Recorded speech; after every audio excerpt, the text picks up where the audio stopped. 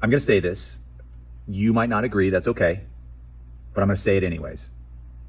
School open house is an antiquated practice that needs to end.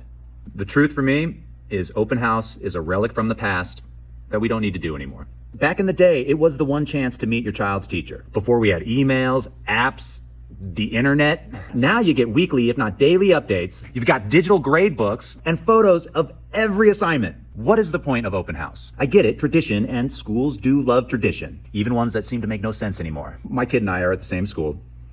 His open house, there were 5 other parents there. 5. When I had to come as a teacher for my middle school open house, for my 2 electives, I had 6 total parents show up.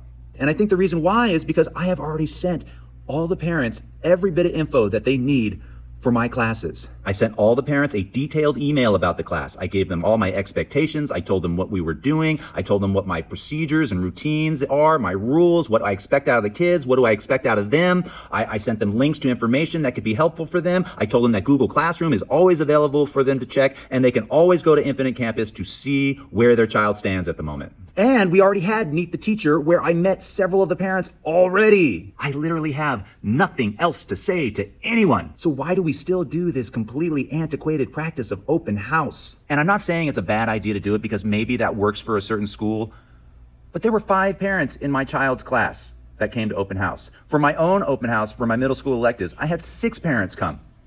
And I was stuck here for almost 2 hours before a parent even showed up in my classroom. I understand it if it's a genuine community building event, but we also do that already. We have several STEAM nights throughout the year, and Fall Fest and book fairs and holiday programs and Spring Fest. Tons of events. I feel if it's just sit in a desk, hear a speech, and then move on, it's an antiquated ritual that does not need to happen anymore. And as a working parent, and maybe many of you feel this too, it's hard to get out of the house once you get back home in the evening. I don't necessarily have an answer to this question that I'm asking.